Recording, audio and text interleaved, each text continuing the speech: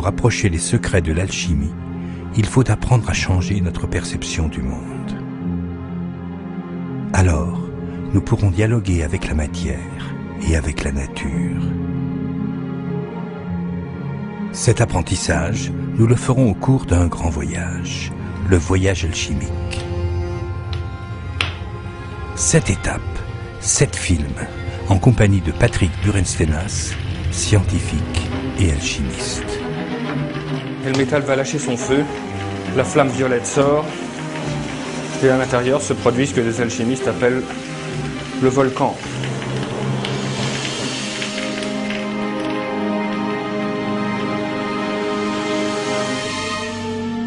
Le voyage alchimique.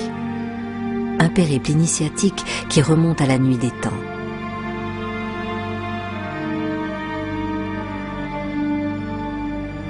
Il commence à Bruxelles, sur la Grand Place. Les alchimistes y ont laissé quelques messages. En alchimie, on dit « si tu cherches pour faire de l'or, tu trouveras jamais. Mais si tu sais en faire, t'en as plus besoin. » Pour faire de l'or, il faut avoir trouvé la pierre philosophale. Une pierre qu'on ne peut obtenir que si on est soi-même devenu un philosophe, un sage. Le voyage alchimique est avant tout une quête philosophique. Nous passerons par Chartres, notre deuxième étape. La cathédrale nous fera prendre conscience des énergies du ciel et de la terre. Toute l'énergie du lieu, toute la charge de la cathédrale se vide à l'intérieur de nous. Même si cette cathédrale ne nous donne aucun moyen technique pour obtenir le grand œuvre, eh bien elle nous met en tout cas sous la voie de la philosophie de cette œuvre. En développant sa sensibilité et son imaginaire, l'alchimiste est aussi un artiste, un interprète et un poète de la nature. Ce que nous fera percevoir la troisième étape de notre voyage. Le Mont Saint-Michel nous montrera les liens du grand œuvre alchimique avec les arts et les légendes. Nous apprendrons la langue des oiseaux et la musique du monde.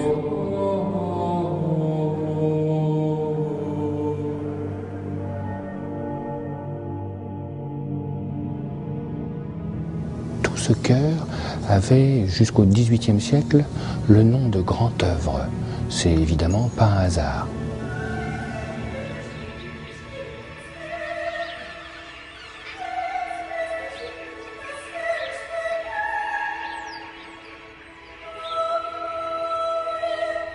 Ce que nous cherchons est en dehors de cette réalité. Il va donc falloir que nous soyons capables de percevoir autre chose.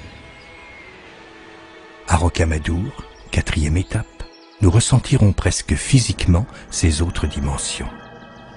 Tout alchimiste doit faire un certain nombre de démarches. Il va passer des portes, et ici, il va passer ce qu'on appelle une porte entre les mondes, c'est-à-dire une manière de percevoir la réalité non ordinaire.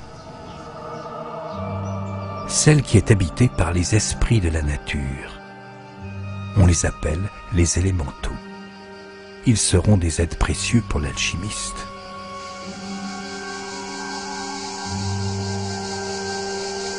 Tout cet endroit, c'est l'alchimie. C'est l'âme de l'alchimie. L'alchimie, c'est pas de rester dans son laboratoire et de faire des petits mélanges. C'est comprendre l'univers.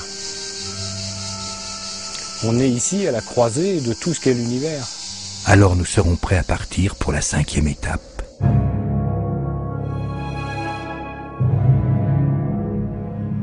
Nous atteindrons le lieu mythique des alchimistes, Saint-Jacques de Compostelle.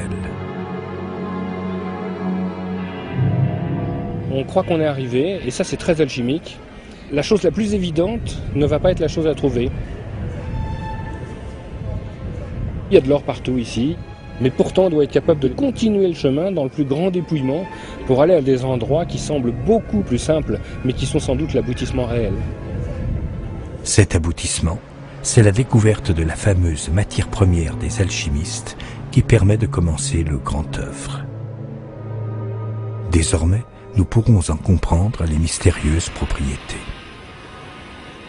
Saint-Jacques et la côte de la Galice ne seront pas le terme de notre voyage. Loin de là. Il nous faudra revenir pour travailler la matière première au laboratoire. Nous passerons à nouveau par Chartres et cette fois, nous saurons trouver des indications alchimiques très précises sur la cathédrale. Le mode d'emploi est là, mais dans le désordre. Nous irons à Paris, 6e étape. Nous suivrons les traces instructives de Nicolas Flamel. Au retour de Compostelle, ce célèbre alchimiste du Moyen-Âge avait, dit-on, trouvé la pierre philosophale. Comme lui, nous commencerons à voir le métal se transformer. Il se passe quelque chose. Il se passe quelque chose à l'intérieur du creuset alors que l'extérieur ne bouge pas. Donc, de là à dire que le métal lui-même est capable de se transformer en autre chose, il n'y a qu'un pas. Dans certaines églises de Paris, nous découvrirons de précieux renseignements sur la matière première, comme sur les vitraux de Saint-Étienne-du-Mont. On s'apercevra que sur la table ici est posé un couteau et que sur le couteau est dessiné le symbole de l'antimoine. Ou encore, les stalles de Saint-Gervais-Saint-Protais. Elles nous distilleront quelques étranges leçons d'alchimie. On voit une maison ici et on voit un curieux personnage dans une position encore plus curieuse. Eh bien, il est en train de déféquer à l'extérieur de la maison. On nous dit, si tu veux travailler une matière pure, il faut que toi aussi tu sois pur, donc que tu rejettes tout ce qui est mauvais à l'extérieur.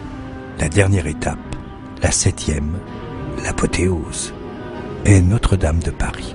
C'est tout l'ensemble du grand œuvre alchimique qui nous est alors raconté.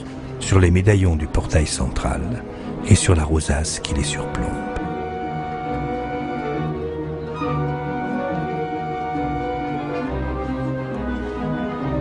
On est arrivé à la fin de notre voyage.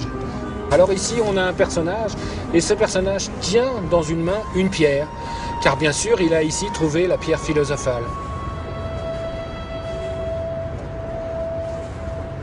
Une fois que l'adepte a trouvé la pierre philosophale, eh bien ça y est, la nature s'ouvre à lui, il est capable de voir ce qu'il y a dessous. Il a trouvé le point commun de chaque chose.